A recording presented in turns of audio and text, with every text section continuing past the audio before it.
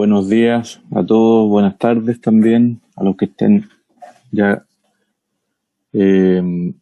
Quiero agradecerles su participación hoy día. Somos más de 86, 87 personas conectadas para escuchar la conferencia que nos va a dar el doctor Manuel Guzmán.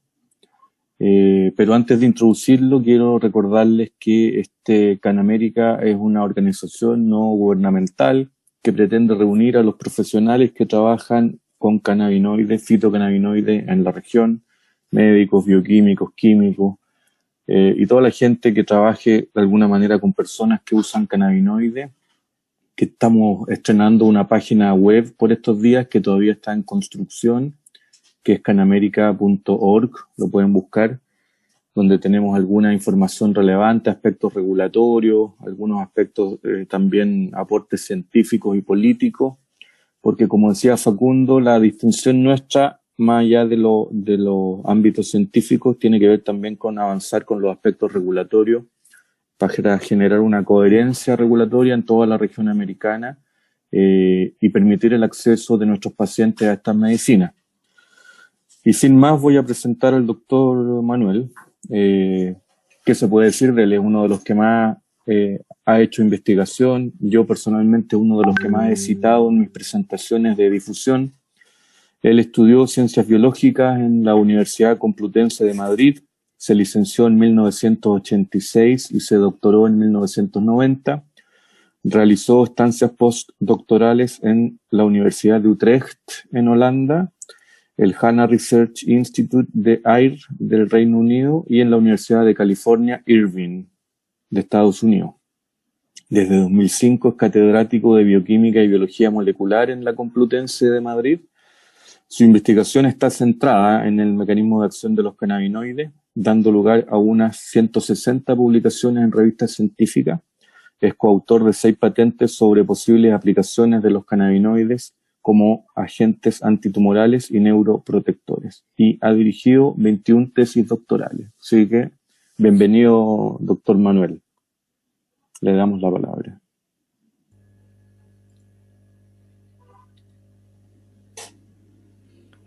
Hola, ¿se me escucha? Perfecto. Muchas gracias, Sergio, por la introducción. Buenos días a todos, buenas tardes aquí en el otro lado del océano, y un placer realmente estar aquí con vosotros para poder resumiros lo que conocemos hoy en día acerca de este tema, de los cannabinoides como posibles agentes para combatir el cáncer. Voy a compartir la pantalla. A ver, sí. Voy a compartir aquí.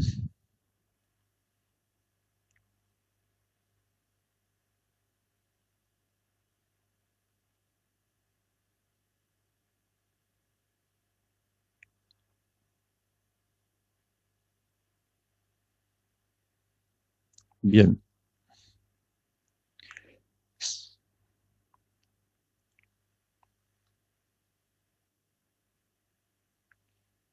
¿Se me escucha y se me ve bien? ¿Se ve bien la pantalla? Perfecto, doctor. Se lo escucha y se lo ve bien. Vale, pues entonces vamos a empezar. Un momento, perdón, que se ha ido esto.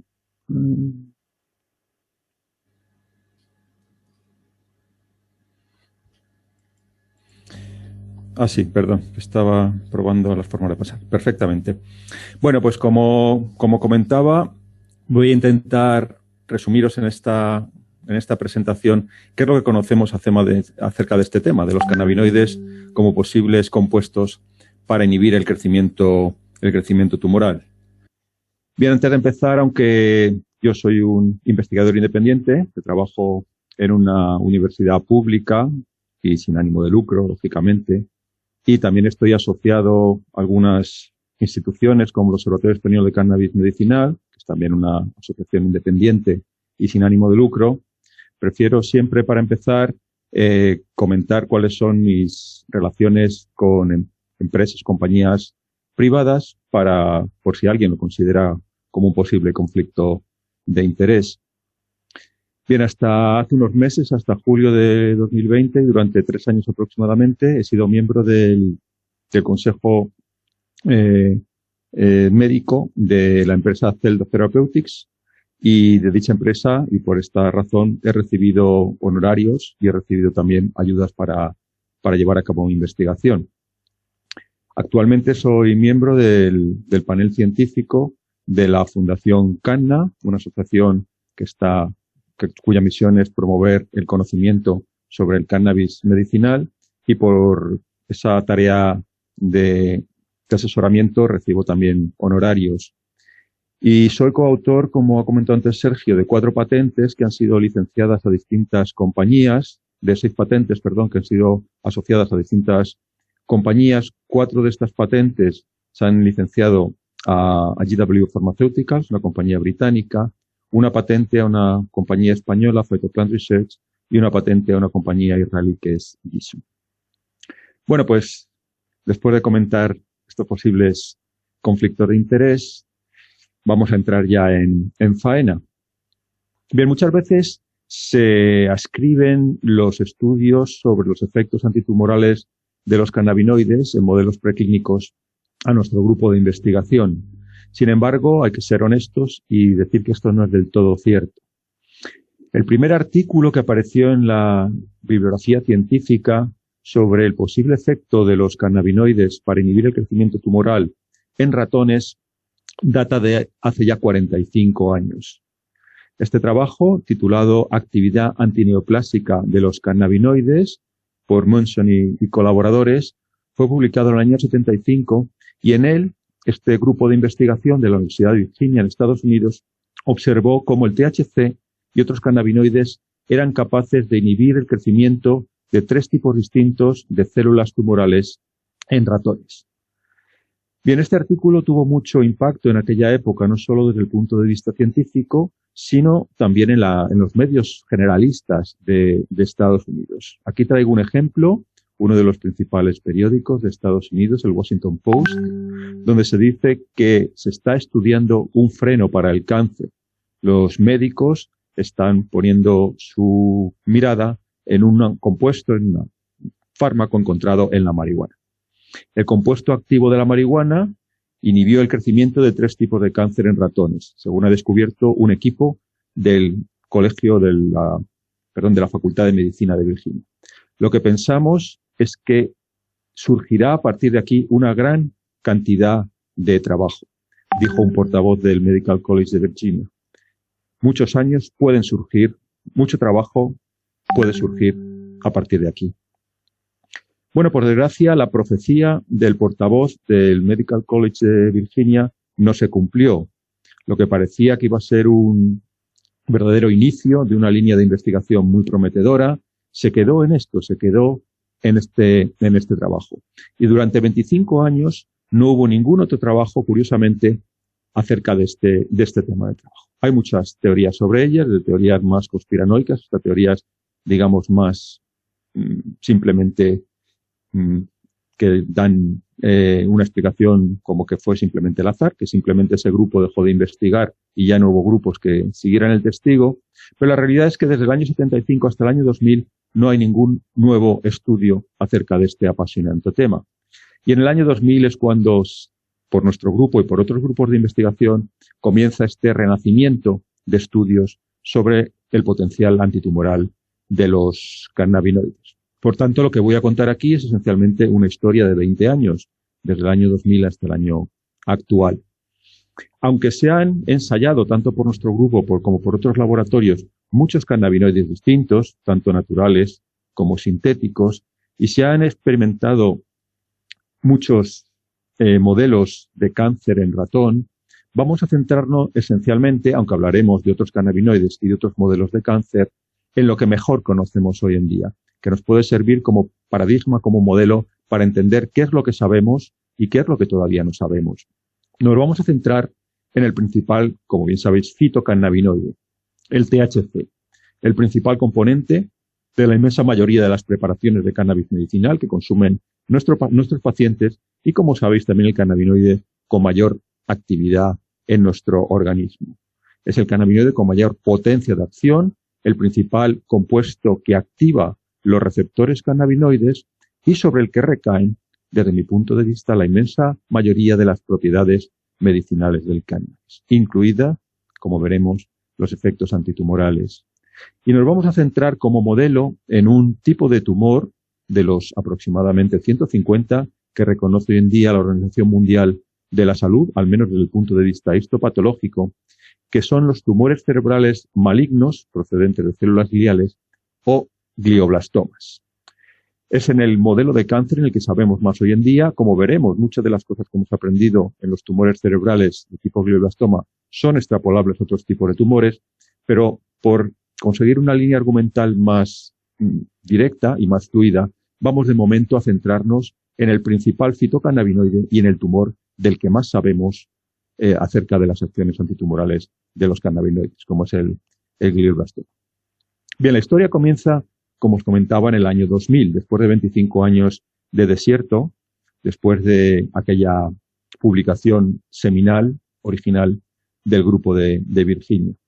En el año 2000, nuestro grupo publicó un primer trabajo en el cual demostrábamos que los cannabinoides tenían efectos antitumorales en modelos animales de glioblastoma, en concreto en ratones y en ratas.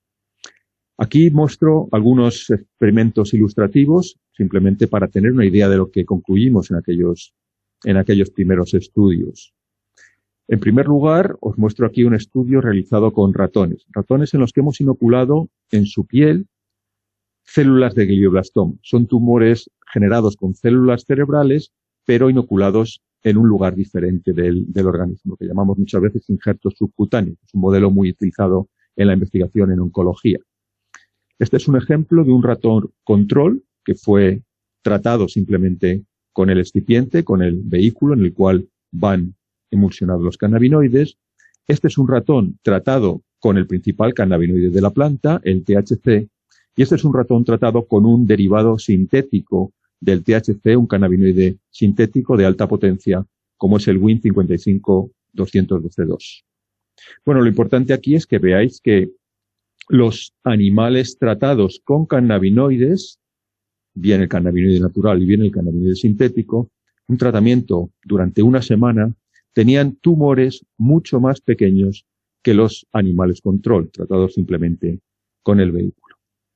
En otra especie biológica, en rata, hicimos también experimentos similares. En este caso, indujimos los gliomas en el lugar donde crecen estos tumores de células gliales, que es obviamente el cerebro. Aquí veis en una imagen de resonancia magnética, en la columna de la izquierda, una rata en visión, digamos, desde arriba, en visión axial, en visión, digamos, desde atrás, visión coronal. Y aquí esta mancha blanca, esta gran mancha blanca en el hemisferio derecho del cerebro de la rata, es un glioblastoma que hemos generado por inoculación de células tumorales. Lo tenemos aquí señalado con la flecha, el glioblastoma visto por entendernos desde arriba y visto por entendernos desde atrás. En la columna de la izquierda, antes del tratamiento con THC, y en la columna de la derecha, el mismo animal después de una semana de tratamiento con THC.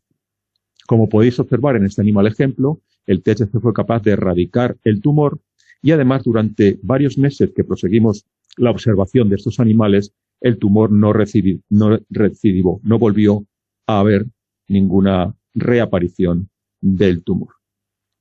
Bien, a partir de estos estudios, que fueron luego continuados por otros grupos, tanto en tumores cerebrales como en otros tipos de tumores, nosotros también, como veremos después, hemos trabajado en otros tipos de tumores, empezamos lógicamente a plantearnos, como investigadores básicos que somos, cuáles son los mecanismos por los cuales el THC es capaz de llevar a cabo esta acción antitumoral. ¿Qué es lo que hacen los cannabinoides sobre las células tumorales para impedir su crecimiento en modelos animales?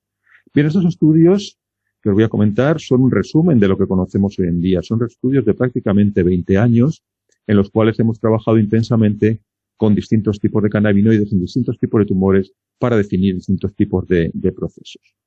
Bien, lo primero que es importante saber es que, como todos conocéis, el THC actúa a través de receptores específicos, receptores cannabinoides de tipo 1 y de tipo 2.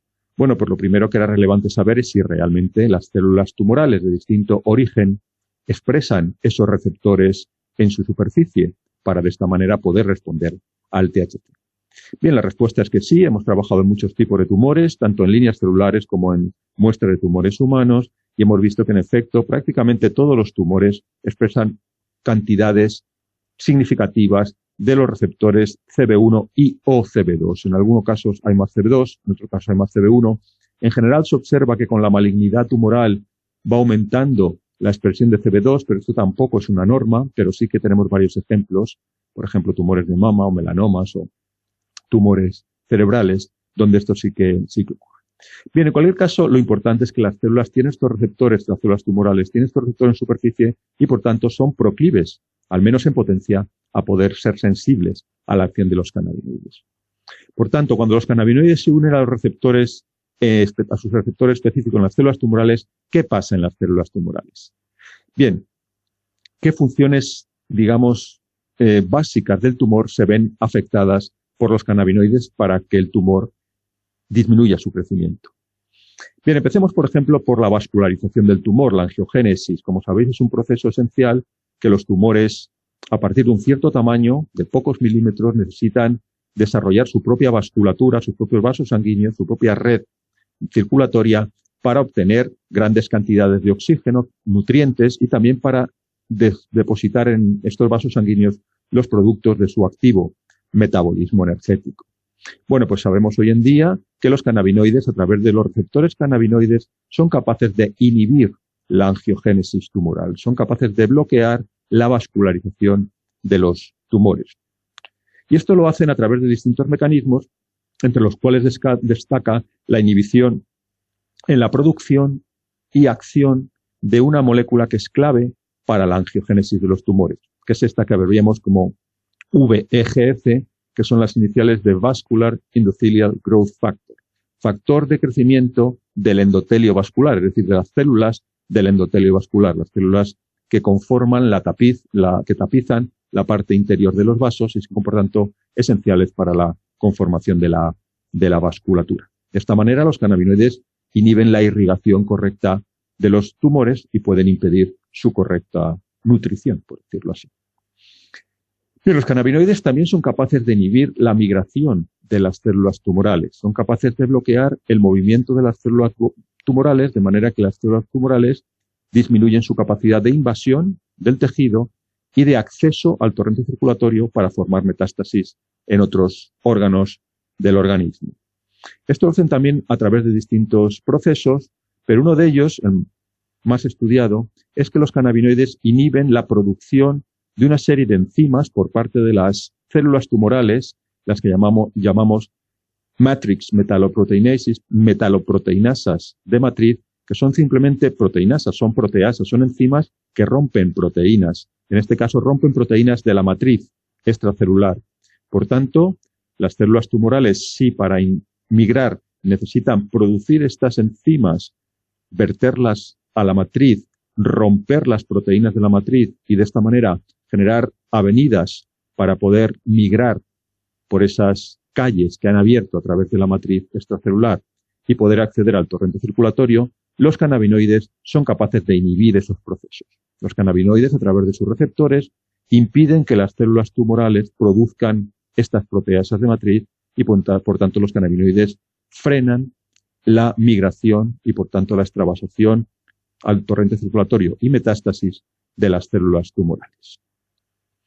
Bien, como sabéis, los tumores también se caracterizan por una proliferación desmesurada, por un incremento en la actividad de lo que llamamos el ciclo celular, la capacidad replicativa de las células, y los cannabinoides son también capaces de inhibir la replicación celular.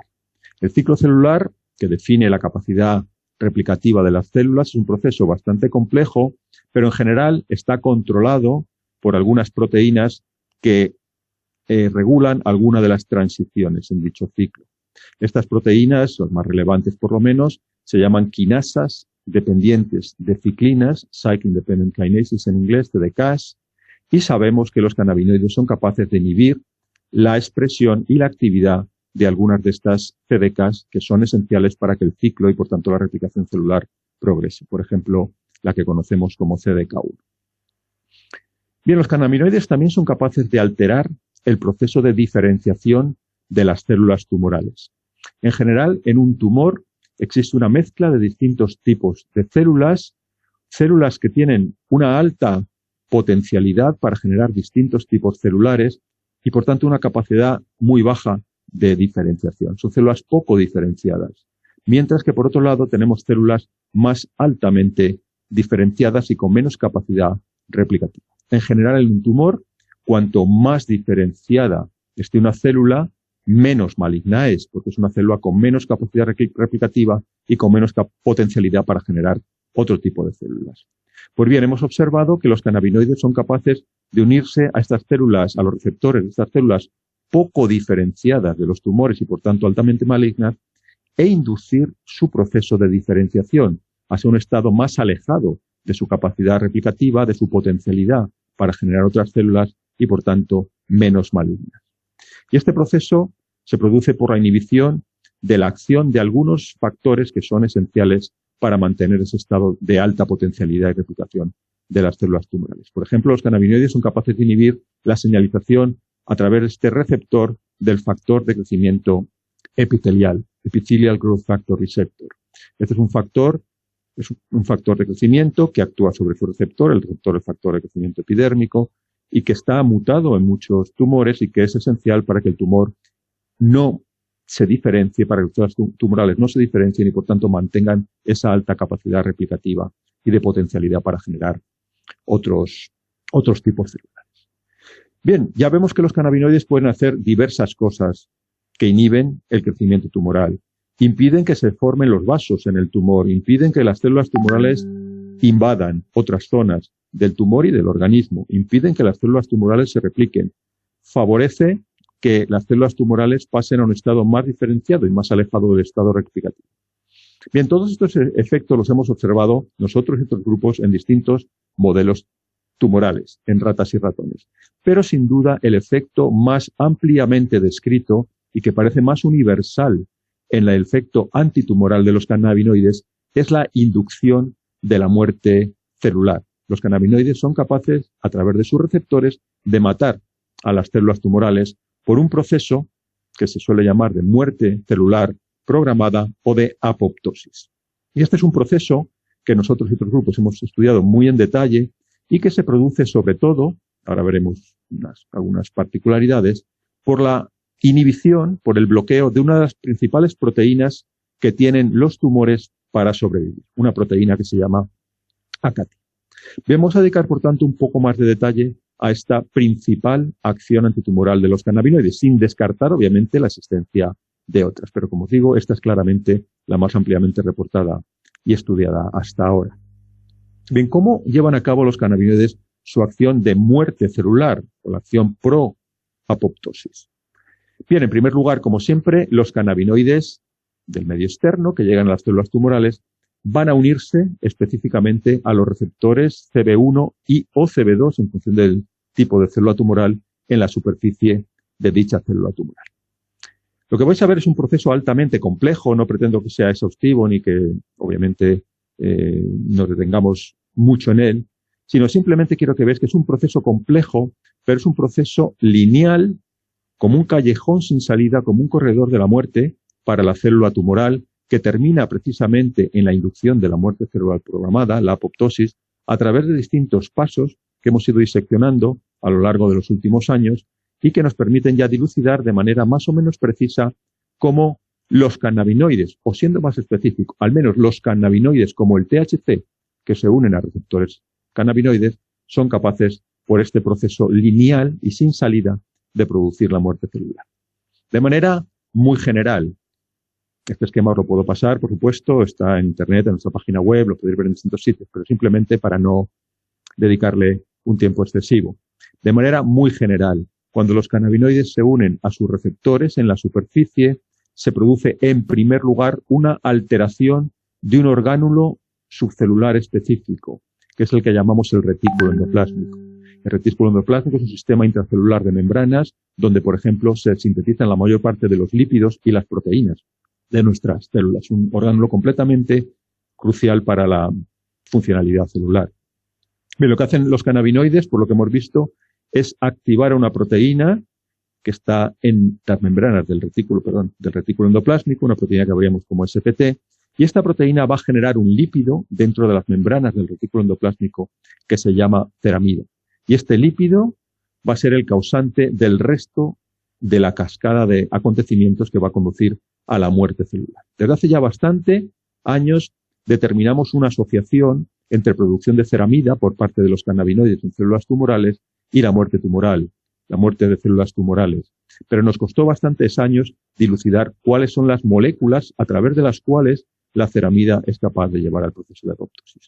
De manera muy general, en primer lugar, la ceramida, cuando se acumula en este orgánulo subcelular, el retículo endoplásmico, va a producir una respuesta de daño en este orgánulo, lo que en inglés se llama ER stress, o en castellano estrés de retículo endoplásmico. El retículo endoplásmico se ve alterado, se altera la capacidad de síntesis de lípidos y proteínas por parte de la célula. Algunos lípidos aumentan anormalmente, otros disminuyen anormalmente. Y lo que es más relevante que hemos visto para la acción antitumoral de los cannabinoides es la activación de una serie de proteínas, luego si quiere alguien podemos entrar en detalle, que converge en la inhibición de esta proteína que os comenté antes, que se llama AKT y que es esencial para la supervivencia de los tumores. ¿Por qué es esencial AKT para la supervivencia de los tumores? O en otras palabras, ¿por qué cuando bloqueamos AKT por esta cascada de reacciones bioquímicas por los cannabinoides conseguimos que se dispare la apoptosis? AKT va a controlar una serie de proteínas que están regulando el proceso de autofagia, literalmente la autodigestión por parte de las células. Sabemos que cuando bloqueamos AKT, somos capaces de activar, de desinhibir el proceso de autofagia. El proceso de autofagia que se da en unas vacuolas intracelulares que se llaman autofagosomas, es capaz, por un mecanismo que todavía no conocemos, de alterar la funcionalidad del principal orgánulo que produce energía, que produce ATP, que aporta combustible energético para nuestras células, que son las mitocondrias. Y por este proceso de autodigestión, las mitocondrias son dañadas y digeridas por parte de las células, se liberan algunas proteasas, algunas enzimas que llamamos caspasas, que son proteasas, enzimas que rompen proteínas intracelulares, y esto conduce a la degradación de muchas proteínas dentro de la célula y el proceso de apoptosis. Como os digo, podemos entrar luego en detalle en algún punto si a alguien le interesa, pero en esencia el mensaje sería que hoy conocemos cómo el THC, desde que se une a sus receptores hasta que genera apoptosis a través del daño en el retículo endoplásmico, el bloqueo de esta proteína de supervivencia AKT, la inducción de la autofagia, el daño mitocondrial y la activación de proteasas que rompen las proteínas de la célula, pueden llevar a cabo este efecto de muerte celular. Como veis, como os decía, es un proceso lineal, hay pequeñas variaciones en distintos tipos de células tumorales, pero en general este esquema, este núcleo central del proceso que hemos descubierto en células de glioma se puede extrapolar, por lo que hemos visto, a otros tipos de células pulmonares. Los componentes esenciales son obviamente que el THC active los receptores CB1 y o CB2, que se dañe el retículo endoplásmico, que se disminuya la actividad de AKT y por tanto de su vía de acción y que se genere la apoptosis. No solo en células de glioblastoma, cuando describimos por primera vez este efecto, sino también en células de otro tipo, tumores, por ejemplo, de mama o de piel, tanto de tipo melanoma como de tipo carcinoma, en cáncer pancreático, en cáncer hepatocelular, en rhabdomiosarcoma. Son algunos ejemplos de tumores en los que nuestro grupo y otros grupos ha trabajado, en el que este proceso básico de inducción de muerte celular por apoptosis a través del retículo endoplásmico, del daño al retículo endoplásmico y el bloqueo de esta vía, de esta proteína crucial para las células tumorales que se llama AKT, existe y es común en todos ellos. Bien, lógicamente, durante estos años no solo nos ha interesado estudiar el mecanismo desde el punto de vista bioquímico. Obviamente, hemos intentado buscar una aproximación translacional a estos estudios, intentar de alguna manera llevarlo a la clínica, por supuesto. Y para ello, otra cuestión básica ha sido intentar desarrollar en modelos animales, en ratones y ratas, terapias experimentales basadas en cannabinoides para intentar optimizar la eficacia de los cannabinoides y disminuir en la medida de lo posible sus efectos secundarios. Quiere decir de otra manera, aumentar su seguridad. Bien, que creo que todos conocéis el hecho de que los tumores, sobre todo los más malignos, son tumores que generalmente se denominan policlonales porque tienen muy distintos tipos de células, acumulan muy distintos tipos de mutaciones, tienen muy distintos tipos de procesos alterados y, por tanto, es altamente improbable que para tener una terapia eficaz en un cáncer y sobre todo en un cáncer altamente maligno podamos emplear simplemente una molécula. Una molécula probablemente pueda atacar a un punto del tumor, a un proceso que se ha alterado en el tumor, pero no a los otros 5 o 10 procesos que también puedan estar paralelamente alterados en el tumor.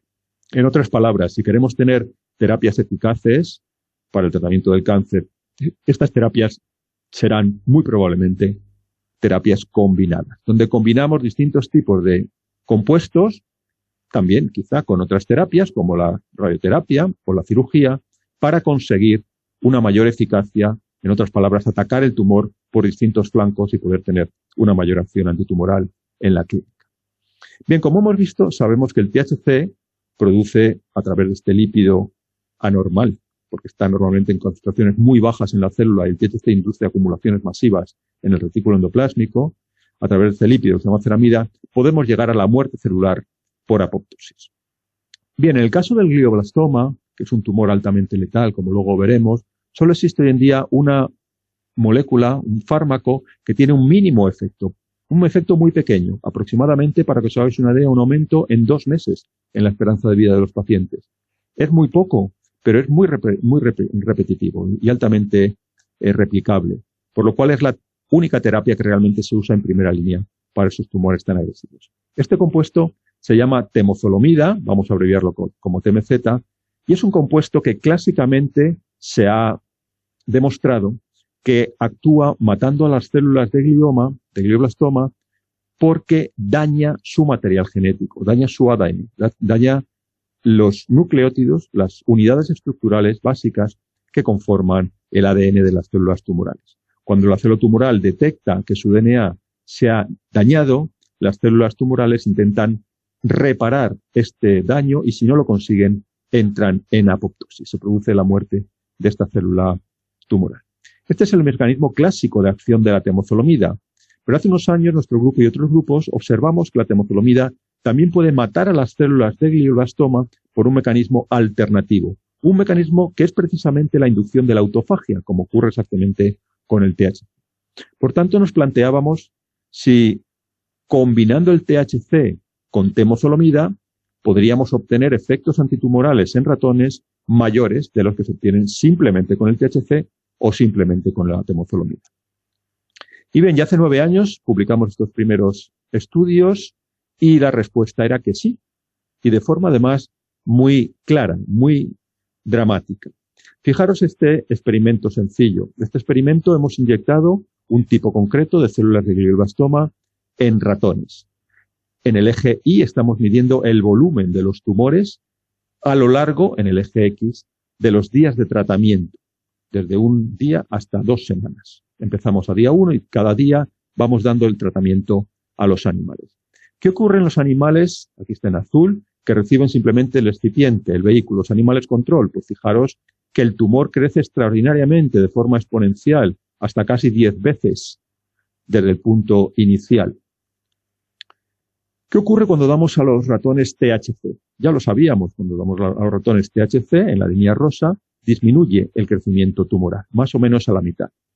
¿Qué ocurre cuando damos a los ratones la temozolomida? Este fármaco que es el único que se utiliza hoy en día en primera línea en los enfermos con glioblastoma. Pues como veis, se produce también una bajada en el crecimiento tumoral, bastante parecida a la que produce el THC. En este experimento concreto, la temozolomida llevó a cabo un efecto un poco más marcado, en otros es bastante solapante con el THC, por lo que sabemos hoy en día es bastante parecido al THC. Bien, hasta aquí, dentro de todo, buenas noticias. El THC es un compuesto antitumoral como ya sabíamos, y además un compuesto antitumoral bastante eficaz, tan eficaz como el que utilizamos hoy en día en primera línea para los pacientes de tumores cerebrales, que es la temozolomida. Pero lo más interesante vino cuando combinamos y dimos simultáneamente a los animales el THC junto con la temozolomida.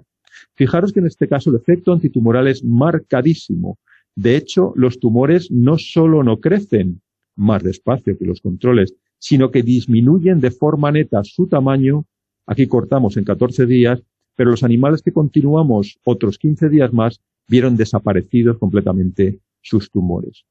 Es decir, cuando combinamos dos fármacos, el fármaco, digamos, experimental, que es el THC, y el fármaco bien establecido en este tipo de tumores, como es la temozolomida, conseguimos efectos sinérgicos, conseguimos efectos supraditivos, conseguimos efectos muchísimo más marcados de lo que el THC o la temozolomida producen por sí mismos.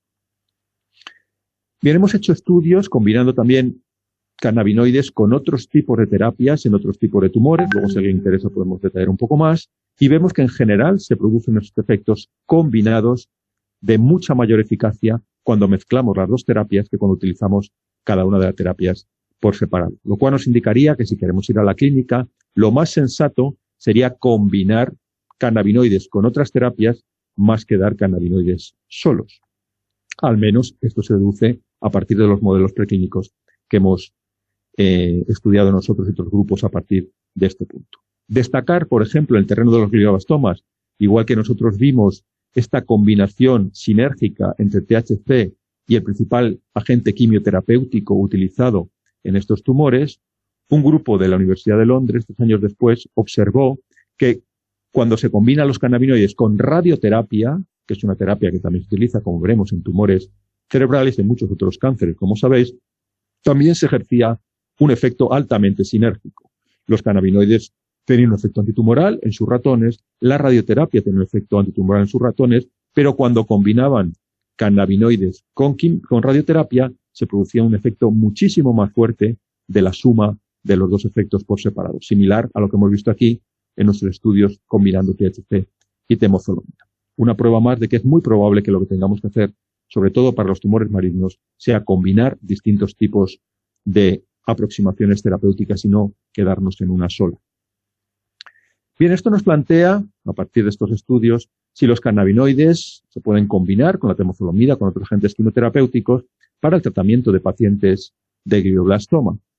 El glioblastoma es, junto con los tumores altamente malignos de páncreas, los dos tumores primarios más agresivos en humanos. La supervivencia global de un paciente de glioblastoma, una vez diagnosticado, es como mediana de 14 meses, poco más de un año. Cuando los pacientes son diagnosticados con glioblastoma, más o menos la mitad de ellos, los que tienen tumores accesibles, pueden ser operados y la otra mitad no son operados. Después de la cirugía, en los pacientes que son sometidos a cirugía, tiene lugar lo que se llama la administración del régimen de Stupp, porque fue el investigador que determinó a finales de los años 90 este régimen de terapia. Se trata de una terapia combinada, en línea con lo que hemos visto antes, de radioterapia y temozolomida, de forma concomitante. Después de esta terapia combinada, se administra a los pacientes temozolomida de manera adyuvante, como agente único, y aunque esto retrasa 2-3 meses, 4 meses la aparición de las recidivas, la recidiva, por desgracia, ocurre siempre en los pacientes con glioblastoma. Cuando tiene lugar la recidiva, la recurrencia, este tumor recurrente crece de una manera extraordinariamente rápida y maligna. En algunos casos se intenta paliar ese crecimiento con temozolomida, pero no en todos, y las recidivas suelen matar a los pacientes en cuestión de pocos meses. Como veis, un desarrollo fatal, una enfermedad altísimamente agresiva y completamente huérfana en cuanto a tratamientos eficaces en la clínica. Bueno, ¿cómo podríamos quizá introducir los cannabinoides en este tipo de enfermedad? Bueno, pues en principio tenemos distintas posibilidades, pero las dos más inmediatas son las siguientes. Cuando se empieza a trabajar con un compuesto experimental en la clínica, siempre tenemos que ir a la peor de las situaciones. Cuando las terapias estándar, en este caso cirugía, radio y quimio con temozolomida, han fallado, entonces en esos pacientes de muy avanzados, de tumores recurrentes, es cuando podemos empezar a experimentar con las terapias nuevas, para ver al menos si son tan buenas como y seguras como las que ya tenemos. Y luego, si superamos esta fase de, digamos, enfermos terminales altamente avanzados, podremos ir retrocediendo poco a poco en el curso de la enfermedad para tratar ya en primera línea con nuestra terapia experimental. En primer lugar, añadida a la terapia convencional y, si eso funcionara, pues ya como terapia aislada, en caso de que se considerara que pueda ser interesante. Bueno, ¿qué es lo que hemos avanzado en estos últimos años en los estudios clínicos sobre los glioblastomas y en general sobre los cannabinoides y cáncer? Bien, por desgracia, eso sí que tengo que avanzarlo y vosotros creo que lo conocéis. Sabemos bastante, yo creo, de la preclínica de los cannabinoides y el cáncer, pero sabemos muy, muy, muy poco sobre la clínica de los cannabinoides y el cáncer. Y esto es una pena porque realmente hay muchísimos pacientes que se están automedicando desde hace mucho tiempo o que están sometiéndose a algún tipo de terapia para tratar síntomas de forma paliativa de sus cánceres, pero no tenemos ningún tipo de registro, de archivo, de estudio, ni siquiera un estudio retrospectivo bien hecho acerca de cómo los cannabinoides pueden ser quizá agentes que inhiban el crecimiento tumoral. Tenemos muy poco hecho y lo poco que está hecho con estudios clínicos controlados está hecho en glioblastoma y por eso también he elegido este tumor como modelo para hacernos una idea de dónde estamos y dónde sería bueno que estuviéramos. Bien, el primer estudio fue realizado por nuestro grupo en colaboración con un hospital universitario en nuestro país, en España.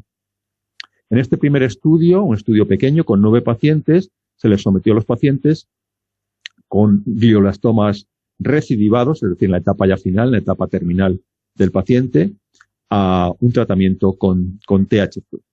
En aquel momento no habíamos hecho los estudios todavía de combinación de THC y temozolomida, ni habían hecho los ingleses, el grupo este inglés, los estudios combinados de THC y radioterapia. Con lo cual, fue un error, pero es lo que sabíamos en aquella época, fuimos a un estudio con THC como agente único.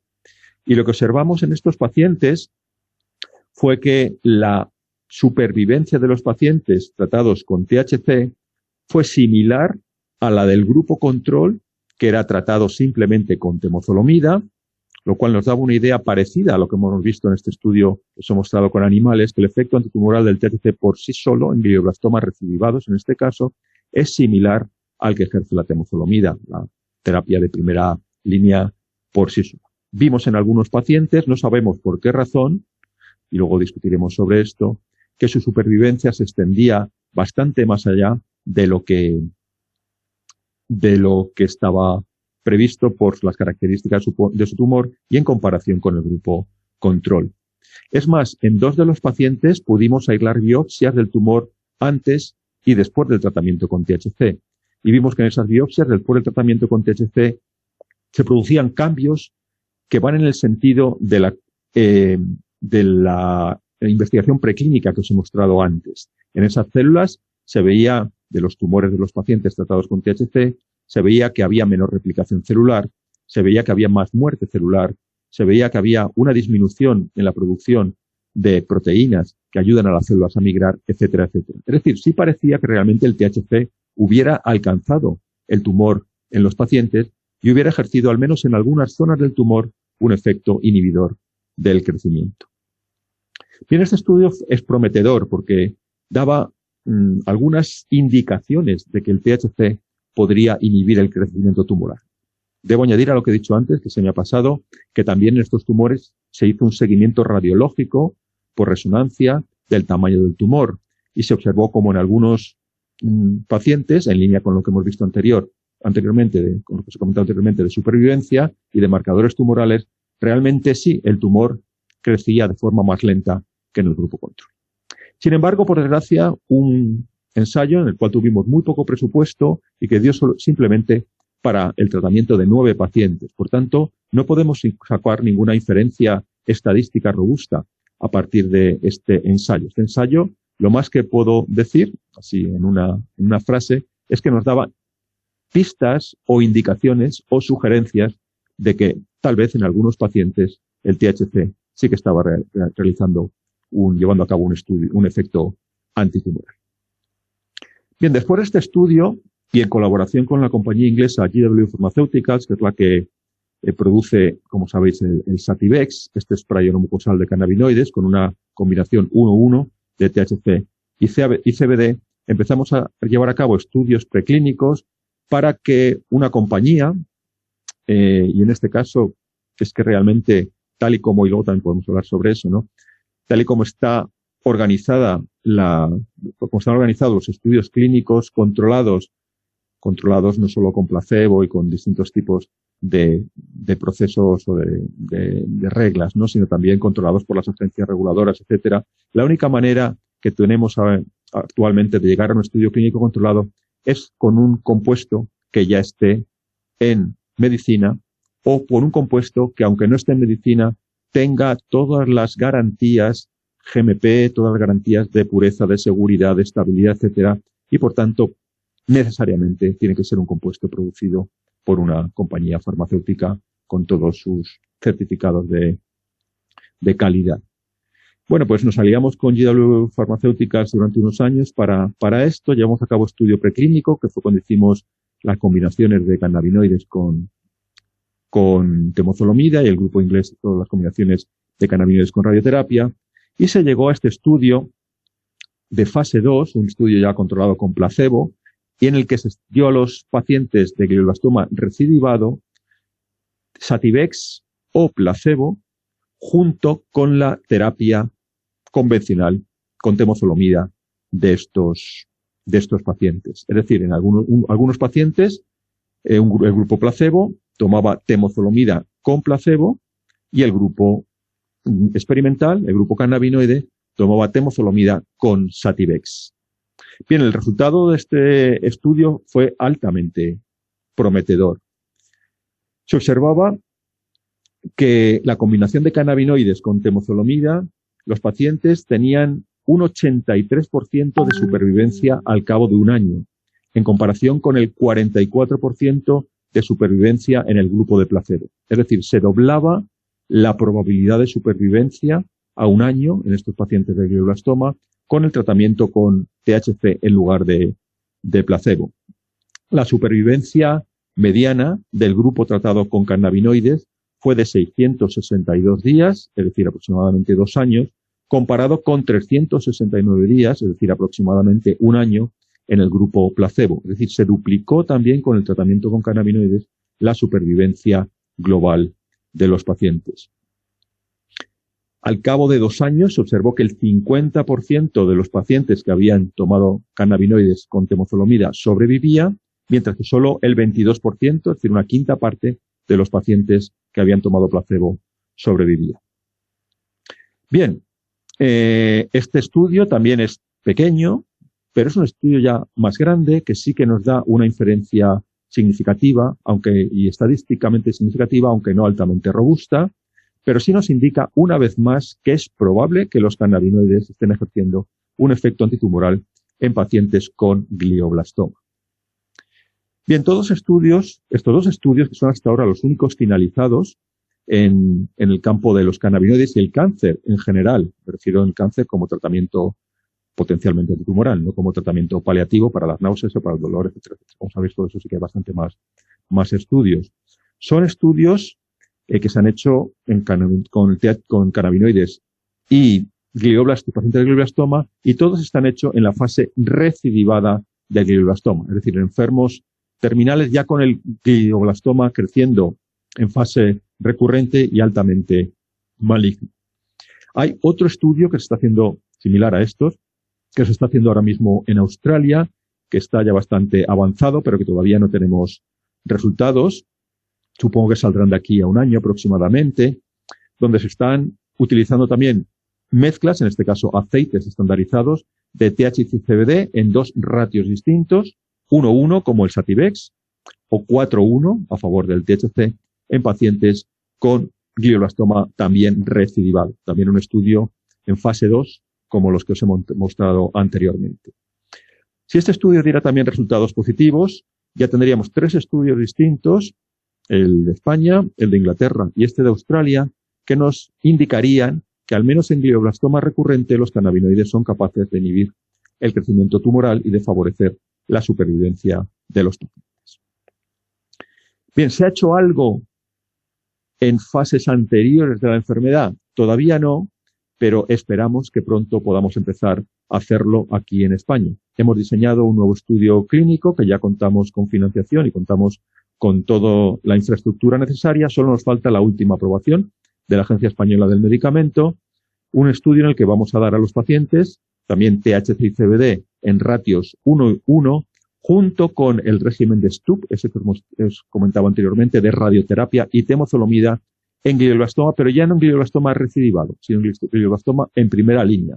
Es decir, una vez los pacientes han sido diagnosticados con glioblastoma y han sido operados, pasarían directamente al régimen clásico de radioterapia y temozolomida con placebo o con una mezcla equimolecular de THC y CBD. Y aquí veríamos cuánto tiempo tardan los pacientes en recidivar y obviamente haríamos determinación de supervivencia global, de supervivencia libre de enfermedad, de crecimiento radiológico del tumor, etcétera, etcétera. Este sería, esperemos que pueda empezar pronto, el primer estudio, no ya con cannabinoides y cáncer en primera línea, sino en general con cannabinoides y glioblastoma en primera línea, sino en general el primer estudio con cannabinoides y cáncer en primera línea, en combinación con la terapia convencional. Bien, aparte de estos estudios clínicos controlados, se han hecho también algunas series de casos y algunos estudios retrospectivos. Os traigo aquí uno que se publicó hace un par de años, que es el mejor que se ha hecho hasta ahora desde mi punto de vista, controlado por científicos de la Universidad de St. George de Londres y llevado a cabo en el hospital universitario de dicha universidad, en el que se ha hecho un seguimiento de 119 pacientes de cáncer con distintos tipos de tumores que han tomado, en este caso, cannabidiol, bien en aceites de los infinitos, diría, que se venden por Internet, o cannabidiol de grado farmacéutico, es decir, de grado GMP y controlado perfectamente en cuanto a sus dosis y a su farmacología. Bueno, en este estudio observaron que de los 119 pacientes con tumores sólidos que se incluyeron en este estudio, en el 92% de los pacientes se observó algún tipo de respuesta antitumoral. Reducción en el tamaño del tumor, reducción en el número de células tumorales circulantes, reducción en crecimiento tumoral por radiología, reducción en el número de metástasis, etcétera, etcétera. No se observó en el tratamiento con cannabidiol ningún tipo de efecto secundario notorio y la conclusión, como veis aquí, es que el cannabidiol, y especialmente por lo que ven, y luego podemos discutir sobre eso, por lo que ven en este estudio, al menos en este estudio, el cannabidiol de grado sintético más que el cannabidiol de los aceites era un buen compuesto para disminuir el crecimiento y mejorar la supervivencia de pacientes, sobre todo en los que mejor funcionaba, de este abanico de 119 pacientes, en tumores de cáncer, en pacientes de cáncer de mama y en tumores de glioblastoma, en tumores cerebrales. Esto, por supuesto, es un estudio retrospectivo, sin grupo placebo, con todas las limitaciones que tiene un estudio observacional de este estilo. Pero nos indica también, una vez más, o va en el mismo sentido, de que es probable que algo estén haciendo los cannabinoides, en este caso el cannabidiol, sobre el crecimiento tumoral para favorecer a los pacientes. Bien, en línea con este estudio y con otros casos clínicos que también se han publicado en la literatura científica, hace unos años la FDA, la agencia reguladora estadounidense, concedió la designación de medicamento huérfano al cannabidiol y en concreto se lo concedió a una compañía que se llama Insys. De esta manera, el cannabidiol para el tratamiento de gliomas en concreto puede utilizarse como medicamento huérfano en una enfermedad que es también huérfana, que no tiene un tratamiento eficaz y, por tanto, desde el punto de vista, digamos, de uso compasivo para los pacientes, se abren claramente unas nuevas puertas para que este compuesto, el cannabidiol, se pueda utilizar de manera mucho más ágil y menos sujeta a restricciones administrativas y burocráticas con la concesión de esta designación de medicamento de fármaco huérfano. Bueno, pues esto es en esencia lo más representativo, creo yo, que tenemos hoy en día acerca de los cannabinoides como agentes antitumorales. Aquí os he hecho un resumen de lo que creo yo, en pocas palabras, que sabemos en los 3 niveles de evidencia en los que podemos sustentarnos hoy en día para intentar determinar si realmente esos compuestos son o no fármacos antitumorales. En el punto de vista preclínico, es decir, en modelos de laboratorios, yo creo que existe una evidencia sustancial, yo diría que conclusiva, prácticamente, de que los cannabinoides son agentes tanto eficaces como, también importante, seguros en el tratamiento, en la inhibición del crecimiento de muy distintos tipos de células tumorales en animales de laboratorio, al menos en animales de laboratorio pequeños, como los ratones y las ratas. No hay ningún estudio hecho hasta ahora en modelos animales de mayor tamaño y, por tanto, de mayor cercanía también a la especie humana. Evidencia que llamamos en epidemiología evidencia anecdótica, evidencia de casos aislados, evidencia, como sabéis, de muchísimos testimonios, por ejemplo, a través de Internet, que afirman que los cannabinoides han tenido un efecto antitumoral. Bien, ¿cuál es el valor real de estos testimonios? Pues, desde mi punto de vista, algunos están bastante bien descritos y bien reportados y son bastante fiables. Y, desde luego, yo estaría muy contento si ha habido pacientes que se han beneficiado de los cannabinoides como agentes antitumorales. Creo que hay casos que sí que están bastante bien descritos y que dan una alta probabilidad, un alto grado de probabilidad que los pacientes, que los cannabinoides, al menos en algunos pacientes individuales, han ejercido efectos antitumorales. Sin embargo, esta evidencia es todavía bastante débil. Aquí no solo es que no exista grupo placebo, sino que no sabemos, por ejemplo, si estos pacientes que afirman que su tumor se ha curado o al menos ha disminuido su progresión con los cannabinoides, si ese efecto se debe exclusivamente a los cannabinoides o se debe a la combinación de los cannabinoides con alguna otra terapia convencional o no convencional que los pacientes estén tomando, o si se debe a una regresión natural, biológica, del tumor. No sabemos si esos pacientes representan el 1%, el 2%, el 5%, cuánto por ciento de los pacientes que han tomado cannabinoides, porque obviamente lo que se reporta en Internet son son los casos exitosos, pero no sabemos cuántos casos fallidos. Por cada caso que se reporta en Internet de un paciente que afirma que su tumor ha disminuido su crecimiento por los cannabinoides, ¿cuánta gente está tomando cannabinoides para el cáncer y no ha visto modificado su crecimiento tumoral?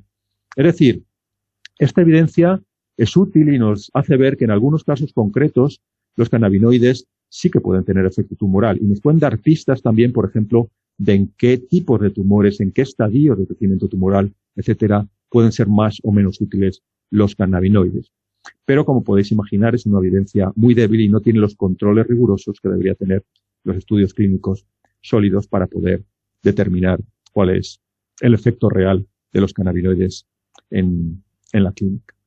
Y el tercer grado de evidencia, que sería el último, es el de estudios clínicos controlados. Como habéis visto, por desgracia, solo tenemos 2 estudios clínicos controlados y terminados para cannabinoides como agentes antitumorales y solo en un tipo de tumor de los aproximadamente 150 que reconoce, como decía, la Organización Mundial de la Salud desde el punto de vista anatomopatológico.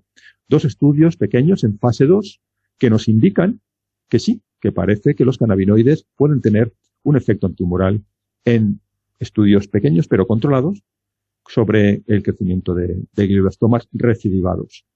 ¿Es esto extrapolable a poblaciones más grandes de pacientes? ¿Es esto extrapolable a glioblastomas en primera línea? ¿Es esto extrapolable a otros tipos de cánceres?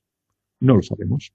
Por desgracia, la investigación preclínica con cannabinoides ha avanzado mucho más rápidamente que la clínica.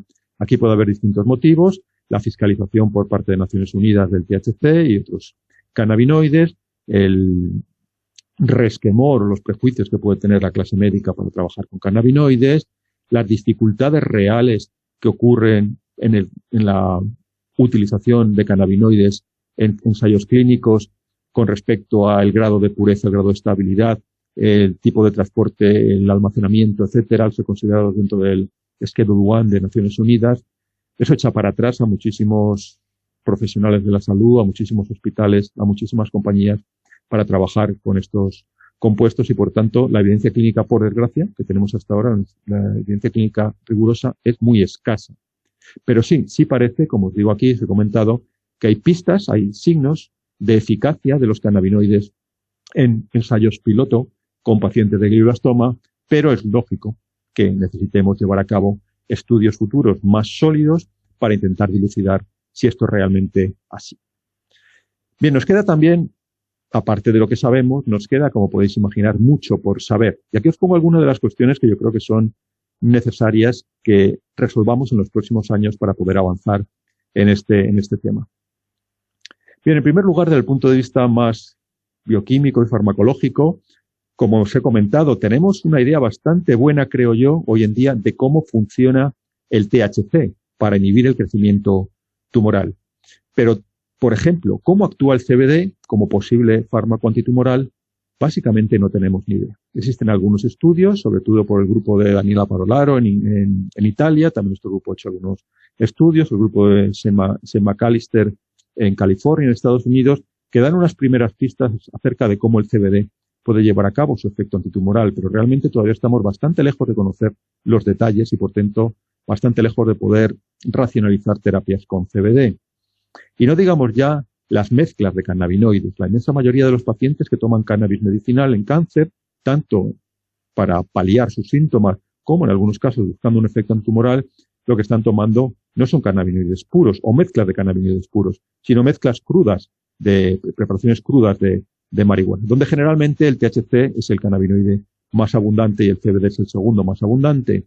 Pero es probable también, por estudios que ha hecho nuestro grupo y por estudios que ha hecho el grupo de Meiri, por ejemplo, en Israel, que las mezclas de cannabinoides den lugar a algunas sinergias que todavía no conocemos. Eso está bien porque es probable que a lo mejor las preparaciones crudas con mezclas de distintos compuestos nos den un mejor efecto, pero si no conocemos el porqué y basado en qué tipo de cannabinoides o quizá de compuestos no cannabinoides como terpenos, nunca podremos racionalizar esas terapias y nos tendremos que seguir basando en la prueba y error, en el empirismo, lo cual es desde luego una limitación. Por tanto, yo creo que es bastante importante que en los próximos años seamos capaces de tener más información acerca de cómo funciona el CBD y cómo funcionan las mezclas complejas de cannabinoides para llevar a cabo efectos antitumorales. Sería, en segundo lugar, desde un punto de vista muy importante, intentar predecir qué pacientes responden, al menos potencialmente, a cannabinoides y cuáles no. Sabéis que en el cáncer esta es una de las líneas básicas de acción también desde hace muchos años. No digo con los cannabinoides, sino con cualquier tipo de terapia. Las terapias en cáncer tienen una eficacia limitada a unas subpoblaciones de pacientes y en unos tipos concretos de tumor. Entonces, es esencial intentar saber para qué tipo de tumor es válida una terapia y para qué subpoblación de pacientes dentro de ese tipo de tumor es válida una terapia. Necesitamos, en otras palabras, conocer marcadores que nos den pistas, que nos indiquen cómo puede ser el pronóstico de estos pacientes de cara a la respuesta a una terapia. En otras palabras, si queréis, definir biomarcadores que nos permitan aventurar si vale la pena, en otras palabras, darle a un paciente cannabinoides o no dárselo si no va a responder.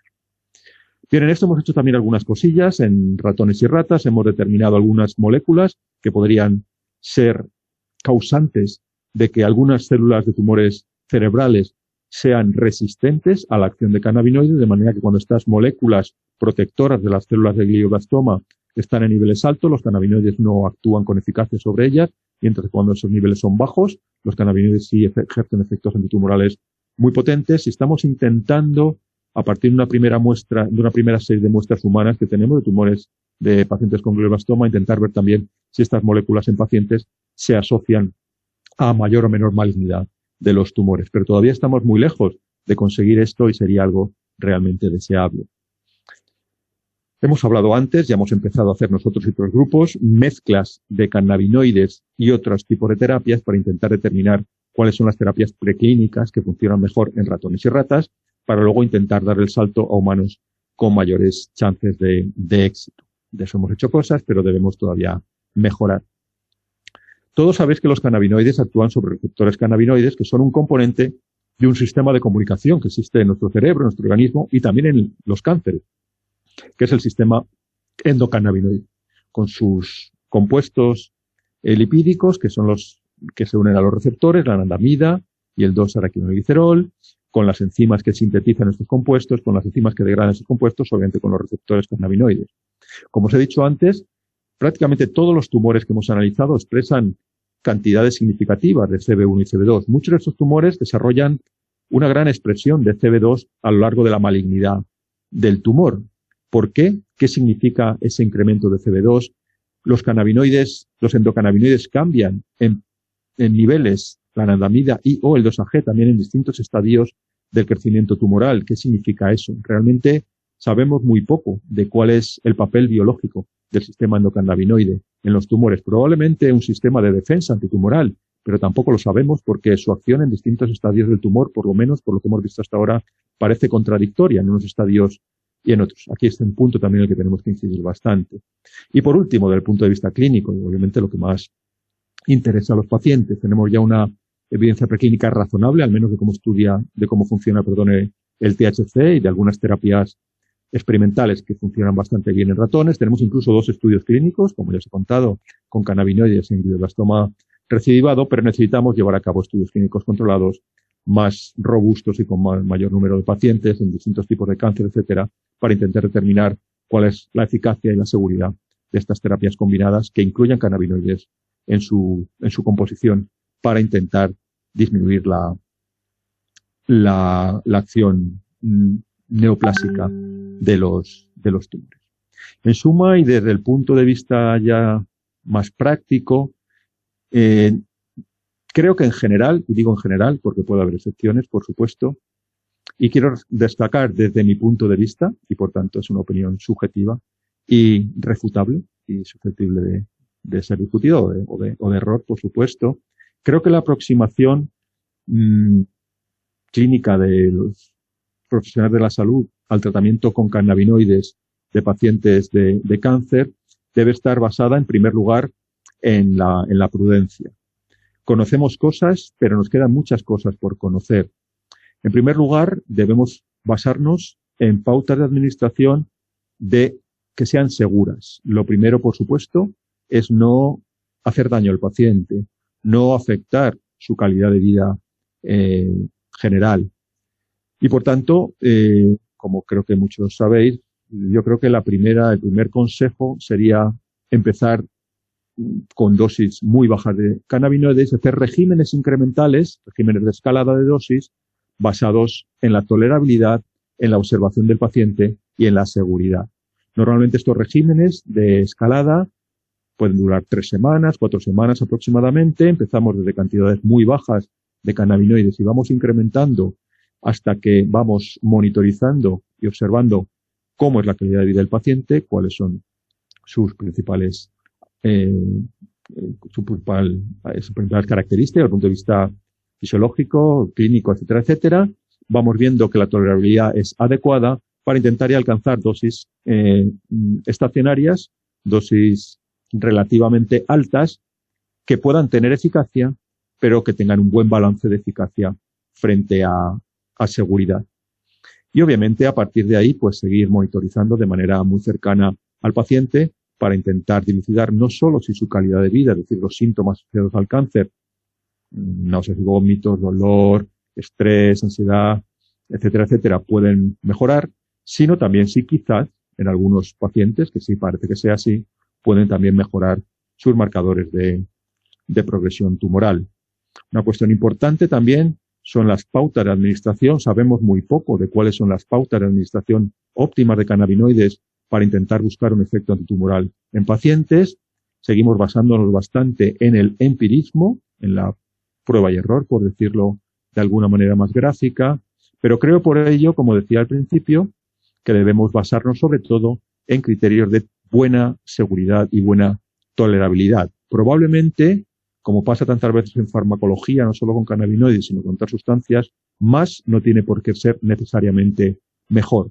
En el estudio de GW Pharmaceuticals, por ejemplo, un estudio con Sativex, que es una preparación cruda de cannabis con una ratio 1:1 de THC y CBD, que es bastante parecido a lo que utilizan muchos pacientes en distintos tipos de indicaciones, entre ellos pacientes oncológicos que se tratan con cannabinoides. La dosis plató que se alcanzó, la dosis estándar por término medio, fue de aproximadamente 25 miligramos de THC y 25 miligramos de CBD al día. Es una dosis relativamente alta para un paciente que empieza de cero, pero una dosis alcanzable por muchos pacientes después de un tratamiento prolongado, donde se desarrolla una cierta tolerancia, obviamente, al tratamiento.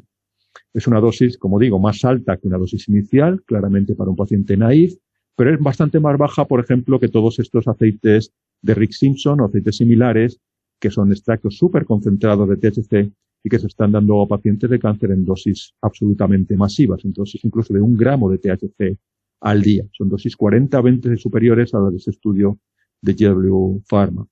¿Qué habría pasado si en este estudio se alcanzaran dosis superiores? No lo sabemos, pero por tolerabilidad se llegó a ese plató de aproximadamente 25 miligramos y ese estudio ha dado resultados positivos. Como decía antes, ha duplicado la supervivencia global y la supervivencia libre de progresión de los pacientes. ¿En algún paciente hubiera sido necesario más dosis? No lo sabemos. ¿En algún paciente hubiera sido, por el contrario, mejor dosis más bajas? Tampoco lo sabemos. Pero creo que en general, como decía, y ya con esto termino, creo que debemos hacer una aproximación prudente, basada en seguridad y tolerabilidad, de monitorización muy cercana del paciente, y de esta manera podremos tener una buena idea de si realmente el paciente oncológico se está viendo beneficiado, tanto en términos paliativos como quizás, en algunos casos, en términos antineoplásicos por la terapia con cannabinoides. Bueno, pues esto es todo. Muchísimas gracias y estoy encantado de responder cualquier tipo de pregunta que queráis hacer.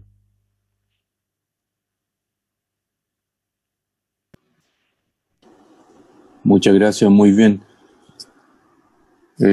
Facundo, ¿tú tomas la palabra? Sí, sí. Bueno, muchísimas gracias, doctor. Como siempre, es un placer escucharlo y conocer, bueno, sobre todo los avances que tenemos actualmente en investigación y sobre todo el potencial que tienen los cannabinoides en el tratamiento de este tipo de patologías. Bueno, coincidimos obviamente en que es necesario investigar, hay mucho por saber, sobre todo por el efecto a nivel sinérgico y para que tengamos un poco más claro todo lo relacionado a la eficacia y a la seguridad de los cannabinoides y bueno, como usted dijo, siempre manejarnos con prudencia con los pacientes y sobre todo dar comienzo con dosis mínimas e ir aumentándolas paulatinamente. Tenemos unas cuantas preguntas del público, no le vamos a quitar mucho tiempo, doctor, pero bueno, nos agradeció y nos escribió mucha gente de Argentina, de Chile, de Perú, de Ecuador, los amigos de México también, así que bueno, muy agradecidos por su charla.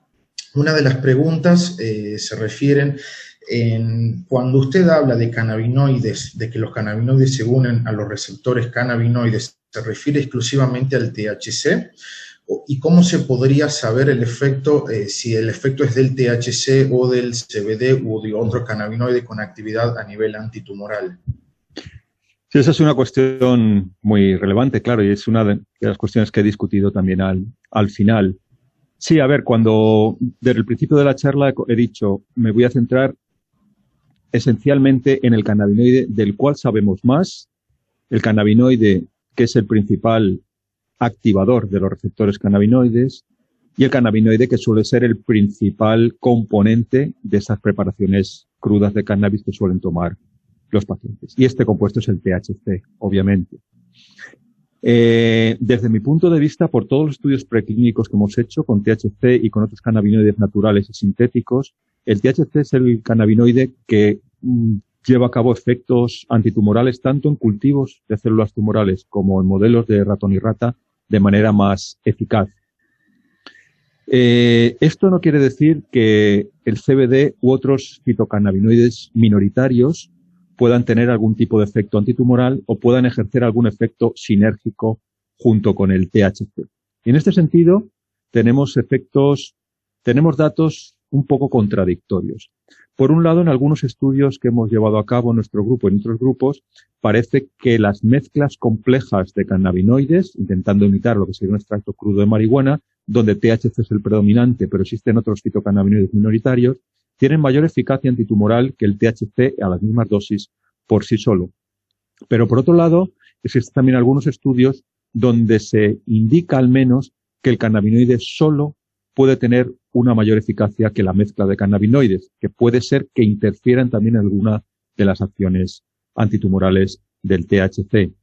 Yo creo que en general, por todo lo que hemos visto nosotros y por lo que han visto otros grupos, debemos buscar preparaciones con THC para llevar a cabo una terapia antitumoral efectiva. Y me atrevería a decir que básicamente cualquier terapia, excepto, por ejemplo, el tratamiento de epilepsias infantiles refractarias y pocas excepciones más, diría yo, cualquier terapia basada en cannabis medicinal va a tener como THC al principal componente bioactivo. Y dentro de bioactivo incluyo los efectos deseados y los efectos no deseados, porque hay correlatos muy buenos de que el THC es el principal componente activo del cannabis para llevar a cabo efectos analgésicos, efectos antieméticos, efectos antiespásticos en esclerosis múltiple, efectos de mejora de la conciliación del sueño, por ejemplo, en pacientes que tienen ansiedad y estrés a largo plazo, etcétera. Y también hay correlatos buenos de que el THC es el causante de los efectos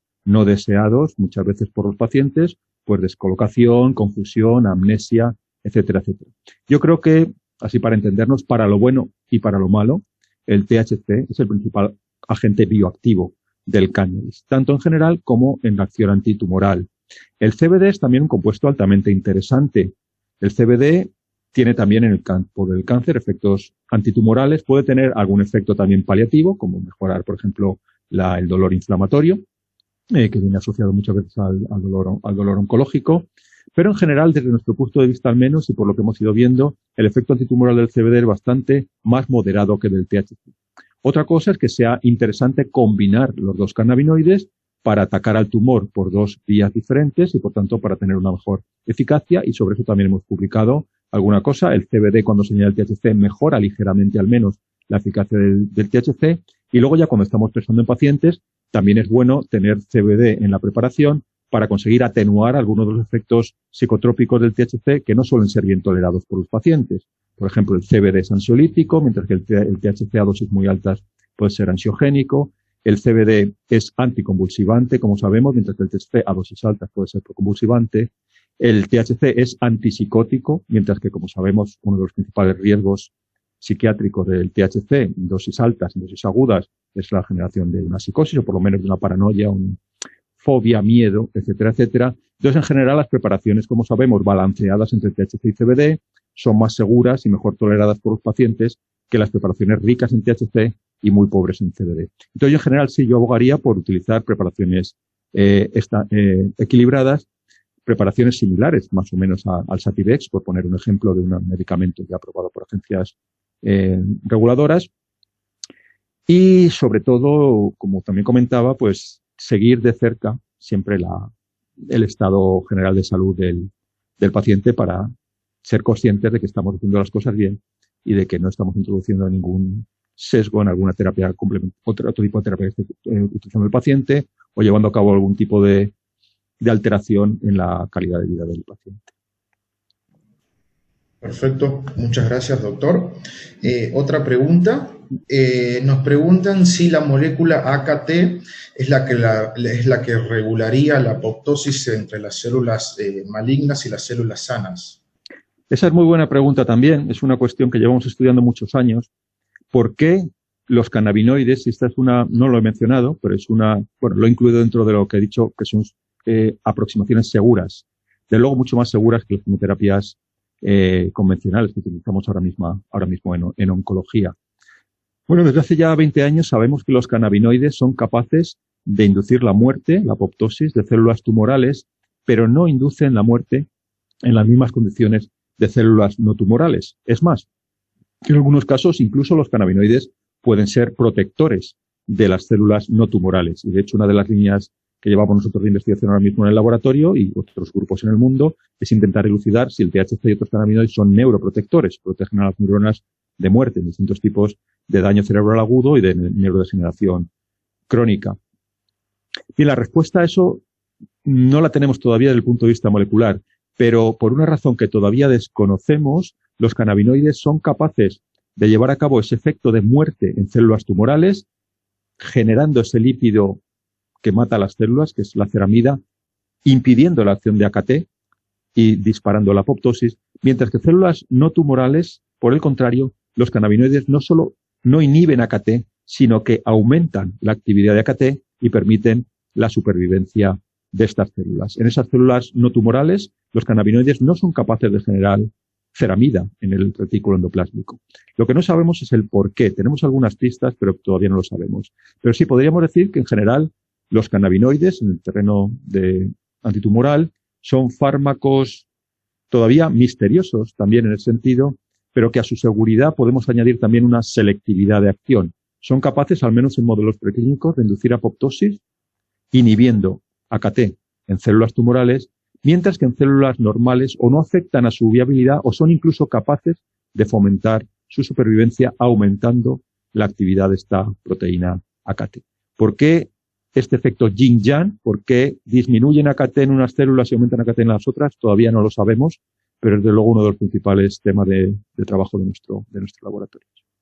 Muy interesante la pregunta. Muy interesante también la respuesta. Bueno, sin duda es necesario promover la investigación y, bueno, seguir indagando. Otra pregunta, doctor. Nos preguntan qué experiencia tienen en su equipo de trabajo en cuanto al efecto protumoral dosis dependiente.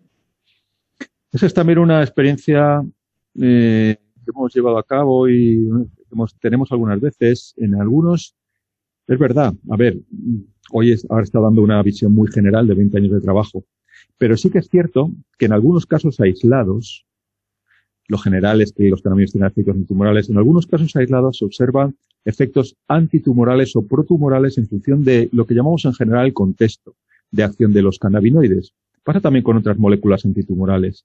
En condiciones muy peculiares sí que se observan, en vez de efectos antitumorales, efectos protumorales o al menos una facilitación para que esas células tumorales respondan mejor a agentes mitogénicos. Por ejemplo, la dosis parece ser un factor importante. Sí que hemos observado en efecto que cuando cultivamos células tumorales con dosis muy bajas de cannabinoides, obtenemos algunas veces efectos crecimiento. Tenemos efectos que podríamos llamar protumorales. Se puede hablar de tumor en un cultivo celular. Mientras que en dosis normales o tirando ya más altas observamos el efecto antiproliferativo característico de los cannabinoides.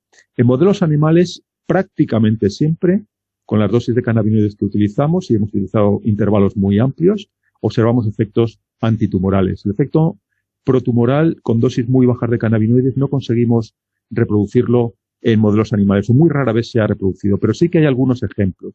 Y estos ejemplos son algunos tumores, que son la excepción, que presentan en algunas ocasiones células sin receptores de cannabinoides en su superficie.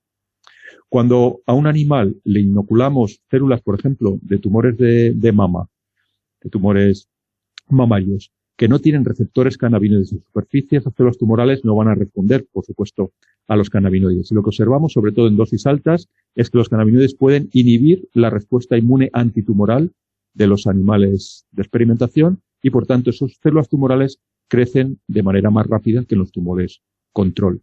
Entonces, esa es una prudencia que creo que hay que tener con los cannabinoides en el terreno antitumoral. Cuando hemos utilizado una enorme multitud de células tumorales y células tumorales que expresan receptores cannabinoides, que parece ser lo más universal en tumores humanos también, observamos efectos antitumorales. Pero cuando esas células tumorales no son capaces de responder a cannabinoides, y tenemos dosis muy altas de cannabinoides, podemos conseguir el efecto opuesto al deseado. Podemos inhibir la defensa endógena inmune y, por tanto, favorecer el crecimiento tumoral. Esto, como digo, solo lo hemos observado en casos particulares de células sin cannabinoides, sin receptores cannabinoides y dosis muy elevadas de cannabinoides. Pero obviamente sería una cuestión, lógicamente, a tener en cuenta como una precaución que siempre, por eso digo que hay que vigilar muy de cerca a los pacientes, porque podemos estar buscando efectos antitumorales, que a veces parece que se observan en una advertencia para... Bueno, yo aconsejaría la utilización, como he dicho antes, con cabeza irracional de los cannabinoides en pacientes tumorales en combinación con quimioterapias clásicas, con quimioterapias antineoplásicas y con radioterapias. Pero en inmunoterapia yo sería muy cauto. Y de hecho existe un pequeño estudio en Israel que nos dice que los cannabinoides pueden de alguna manera interferir con algunas algunas inmunoterapias antitumorales. Bien, vamos a continuar, doctor. Nos hacen una pregunta Sí, en cuanto al uso de la temozolamida más el THC, cuando realizaron estos estudios, ¿se refieren al THC aislado de la planta y si además las dosis se mantuvieron o se disminuyeron al asociar ambos fármacos? Muy buena pregunta también. A ver, lo he simplificado, he puesto simplemente un efecto representativo del THC aislado, pero hicimos experimentos también en ese proyecto. Hicimos experimentos con THC aislado, con CBD aislado, con mezclas de THC y CBD puros y con un extracto completo de la planta similar al Sativex que tiene THC y CBD en proporción 1:1, aparte de otros componentes minoritarios, otros fitocannabinoides, terpenos, etcétera, minoritarios en la composición. Y en general lo que observamos es que los preparados que contenían THC, bien el THC puro, bien el THC puro con CBD puro o bien el THC en el contexto de una preparación cruda, sí que veían esa sinergia en comparación con la temozolomida, mientras que el CBD solo no lo tenía. De alguna manera la temozolomida sinergiza con el THC, pero no con el CBD. Sí que veíamos también que el THC y el CBD sinergizan entre sí, aunque en menor medida que el THC y la temozolomida. Por tanto, lo más eficaz en ese estudio preclínico fue combinar THC, CBD y temozolomida. THC y CBD bien puros o bien en el contexto de un extracto completo de la planta. Y sí, como el THC y la temozolomida tienen efectos sinérgicos, hicimos estudios comparando una cierta dosis de THC o de un extracto enriquecido en THC con dosis menores del extracto, pero a los que añadíamos pequeñas dosis de temozolomida y conseguíamos aumentar la eficacia de esas dosis bajas hasta llevarla a dosis más altas. Entonces sí que se observa sinergia, por lo menos en estos modelos preclínicos, con todos los preparados que contenían THC, bien puro o bien en forma de extracto. Se observa también una cierta sinergia entre THC y CBD y se consigue con eso, lógicamente, que si disminuimos la dosis de THC y disminuimos la dosis de temozolomida, podemos conseguir efectos antitumorales con menor dosis y, por tanto, también con mayor seguridad, sin menos efectos secundarios de los cannabinoides y menos efectos secundarios de la temozolomida. Todo esto, repito, en estudios preclínicos. Hasta ahora es lo único que sabemos en cuanto a dosificaciones. El único estudio clínico de THC, CBD y temozolomida, como digo, es el estudio de Sativex, donde se han mezclado las dosis estándar de temozolomida que se dan en la clínica, junto con aproximadamente 25 miligramos de THC y 25 miligramos de CBD al día. Muchas gracias, doctor. Bien, para ir terminando, vamos a realizar las últimas dos preguntas. Considerando el amplio rango de seguridad de los cannabinoides, la clara individuo-dependencia de farmacología de cannabinoides, y ya que estamos hablando de pacientes con cáncer, ¿usted aún considera que es necesario o incluso bioético obtener evidencia randomizada, doble ciego con placebo para obtener un conocimiento válido acerca del uso de cannabinoides en cáncer en humanos? A ver, yo creo que, bueno, si tengo que decir sí, perdón, se ha caído. ¿Se me escucha? Lo escuchamos, sí, perdón, sí, que se había parado perfecto. Perdón, que se había parado la imagen. A ver, yo diría que, como respuesta sencilla, diría que no. Yo creo que los argumentos que se han dado son contundentes. Es decir, los cannabinoides son compuestos altamente seguros, lo cual no quiere decir que estén exentos de efectos secundarios. Son seguros en cuanto a su ausencia, digamos, de, por ejemplo, mutagenicidad o citotoxicidad, lo que sí es inherente, lógicamente, y todos lo sabemos, a muchas de las quimioterapias que se están utilizando hoy en día, que son quimioterapias citotóxicas no selectivas entre células tumorales y células no tumorales, y de hecho muchos pacientes tienen que abandonar las quimioterapias, por lo menos temporalmente, porque tienen inmunopenia, porque tienen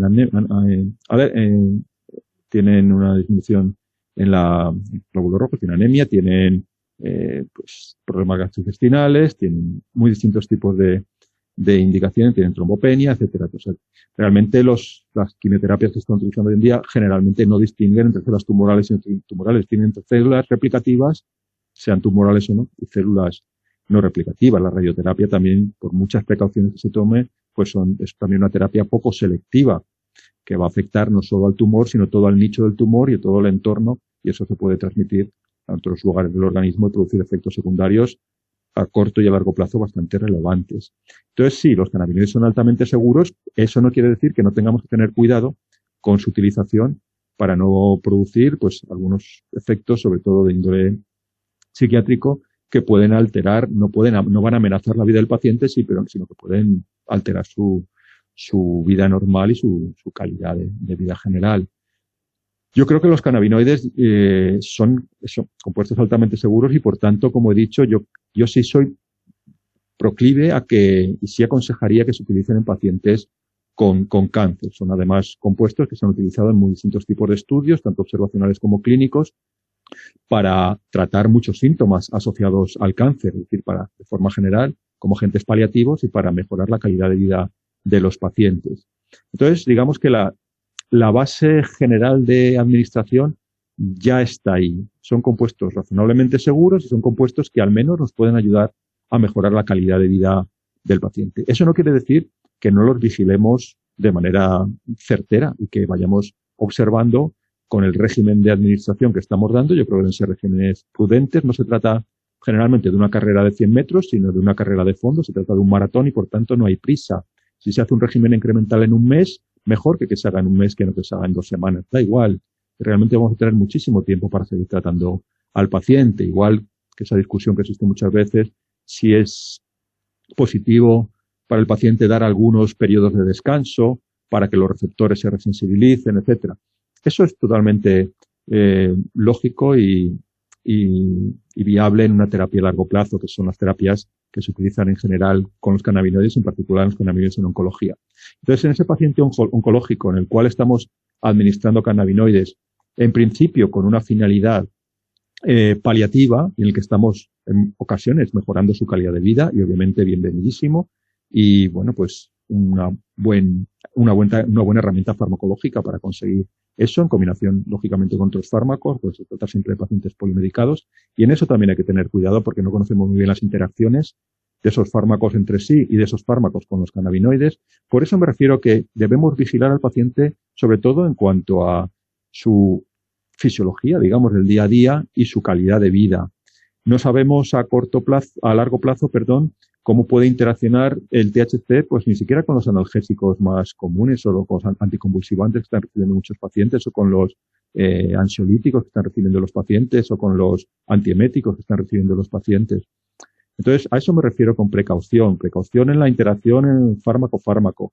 Precaución en algún efecto psiquiátrico que pueda ser desagradable para el paciente o que pueda producir una caída de un paciente, sobre todo un paciente de avanzada edad, que le puede fracturar el hueso o cualquier otra cosa, ¿no?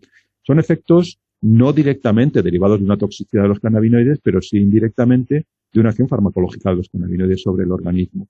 A eso me refiero con la prudencia. Obviamente sí, yo creo que muchos pacientes son susceptibles, muchos pacientes oncológicos son susceptibles de terapias con cannabinoides, terapias al menos paliativas, y si además podemos seguir al paciente desde el punto de vista radiológico o desde el punto de vista de biomarcadores en algún tipo de cáncer concreto, y podemos ayudar al paciente a que impida el crecimiento tumoral, pues obviamente bienvenidísimo.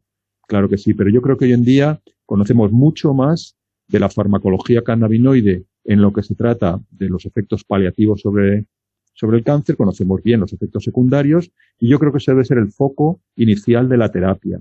Y a partir de ahí debemos ir construyendo una terapia que quizá potencialmente pueda ser también antitumoral.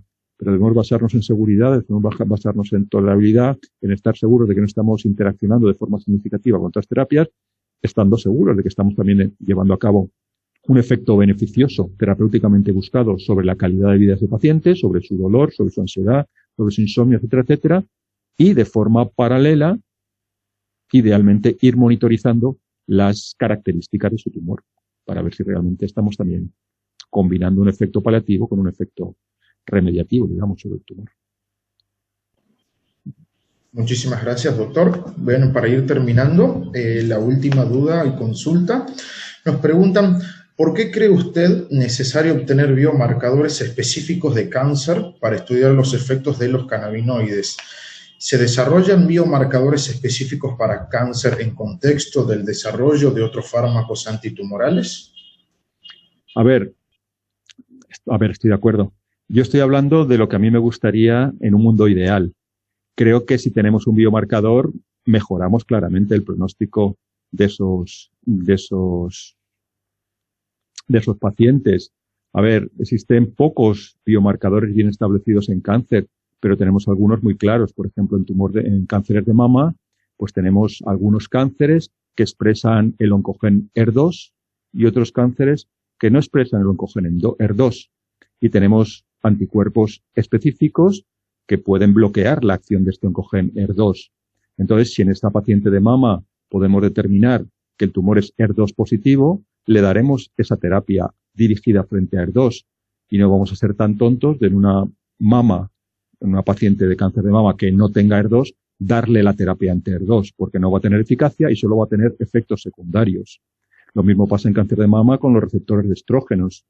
A una paciente que tiene receptores de estrógenos le podemos dar una terapia antiestrogénica, le podemos dar tamoxifeno o algún derivado, mientras que en una paciente que no tiene receptor de estrógenos en sus tumores, pues no le vamos a dar un inhibidor de los receptores de estrógeno porque estamos dándole una terapia que no le va a hacer ningún tipo de efecto y le vamos a producir efectos secundarios en otros tejidos por la acción del tamoxifeno.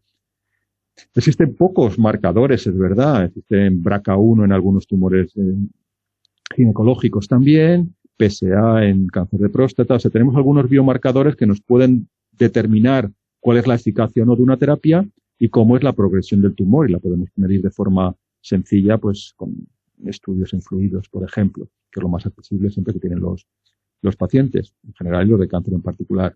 Es decir, yo no creo que tengamos que esperar, no he querido decir eso ni mucho menos, a que tengamos biomarcadores para aproximarnos a los pacientes. Los pacientes de cáncer llevan tomando cannabinoides desde hace muchas décadas y los cannabinoides son seguros y los cannabinoides tienen su cierto grado de eficacia, mayor o menor en algunos pacientes.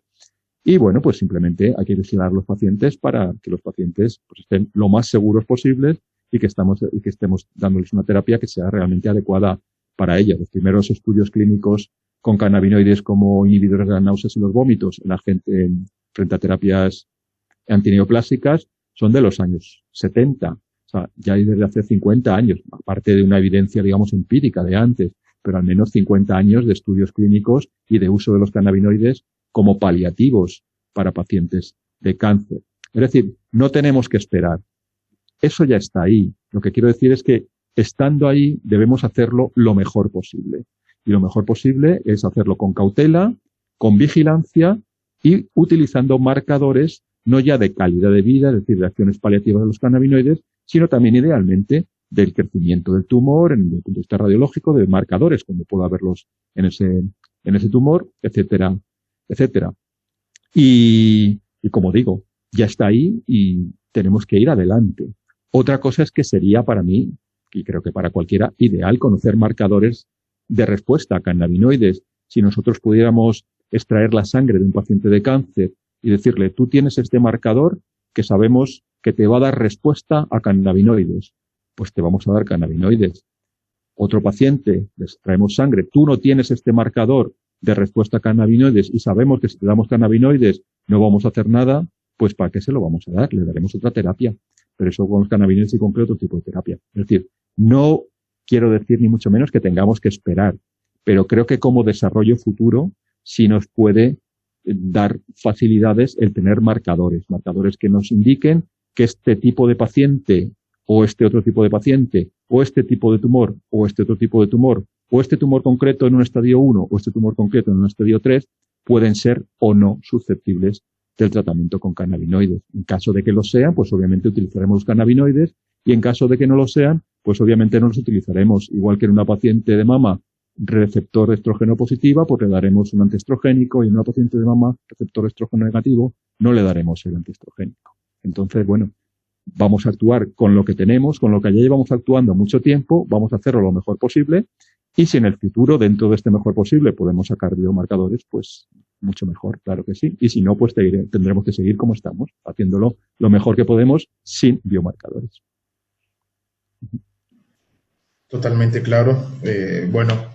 Nuevamente, doctor, no le vamos a quitar más tiempo. Agradecerle inmensamente en nombre de CanAmérica por por darnos el honor de escucharlo nuevamente en una disertación, por brindarnos tantos conocimientos y bueno, en la región latinoamericana todavía tenemos muchas deudas pendientes, sobre todo en investigación y en materia regulatoria, así que espacios como estos de educación, de conocimiento son muy importantes para nosotros como profesionales latinoamericanos, así que bueno, agradecerle nuevamente por su tiempo, esperamos contar con usted en una disertación futura y también agradecerle a todas las personas que se sumaron a este webinar tan interesante. Nosotros vamos a seguir promoviendo la educación a través de nuestra plataforma, vamos a tener novedades a través de nuestra página web, también vamos a subir esta charla del doctor Guzmán a nuestro canal de YouTube y bueno, y esperamos verlos prontos a todos y bueno, nuevamente, doctor Guzmán, muchísimas gracias por todo. Muchísimas gracias a vosotros, un enorme placer y bueno, aquí estoy para cualquier cuestión que en la que creáis que puedo ayudar y si puedo participar más adelante, si os apetece con algún otro tema, pues relacionado con el mundo del cannabis, pues encantado. Muchas gracias. Sí. Sin duda, muchas gracias, doctor. Gracias. Venga, que tengan buenas tardes. Lo mismo. Hasta pronto. Chao, chao.